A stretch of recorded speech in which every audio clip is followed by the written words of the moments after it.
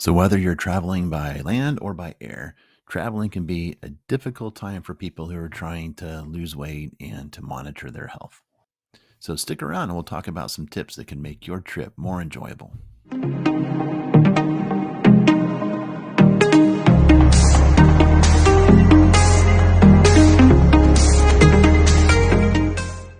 As we've talked in the past, our society is so set up for people who don't have a plan. So, living spontaneously and living healthy are very difficult to coincide. So, have a plan.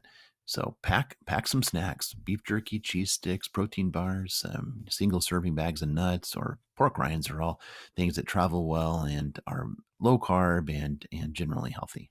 And stay hydrated. The temptation while you're traveling is to not drink much water because you don't want to have to stop to go to the bathroom very often. But in the long run, it's going to make you less hungry and generally keep you more alert and feeling better while you're on the road. And when you're flying, same principles apply. Plan ahead. Try to avoid those gift shops in the airport. First of all, things are ridiculously expensive, and typically speaking, the snacks aren't that healthy. Pack those same snacks. Take a fanny pack or a backpack and throw in that beef jerky, the cheese sticks, the protein bars. Probably want to stay away from the free snacks that they want to give you on the plane. And again, stay hydrated. Hydration will conquer hunger most of the time, and avoid the alcohol on the airplane. It'll just make you hungrier. So look for the healthier options. I have been impressed that a lot of the convenience stores are beginning to offer healthier options now. So resist the temptation of going straight to that candy aisle or grabbing that bag of chips. Instead, look for the section where they might have some healthier options like protein snacks or fresh fruit. So one of the keys to eating healthier and just behavior change in general is to have a plan, to be prepared. As we've talked, our society is all set up for people who don't have a plan and who live more spontaneously. So let's be a step ahead and be prepared. So if you're going to be traveling, what I suggest is once you know the hotel or the area that you're going to be staying at, go on to Google Maps, find your hotel, look at what restaurants are in the area, and then actually go ahead and pick the restaurant that you think sounds good. Go look at their menu and then go so far as to even pick out the food items that you want to eat before you ever even leave home. It makes it so much simpler when you get there. It takes the decision making out of it, and you won't get caught up in all of the smells and the sights and the sounds. You've already made up your mind on what you're going to eat before you ever even show up. So let's take a look at an example of that.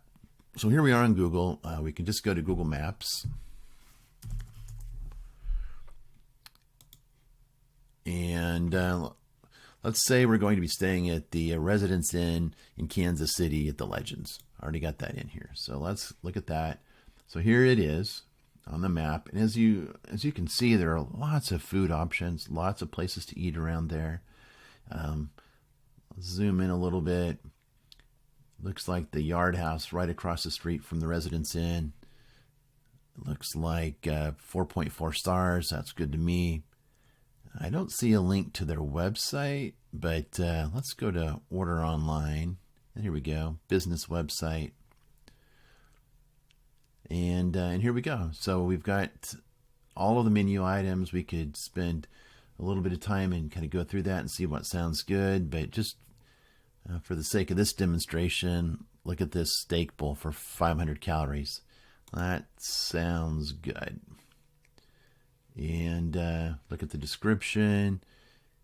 And so let's settle on that. So we're going to get the steak bowl at the Yard House next to the hotel we're going to be staying at. And before we ever even leave home, we've got that all decided. So one important step, something I learned from a client years ago that worked well for him. He was a traveling salesman, and I thought this is something worth passing on. So happy travels and bon appetit.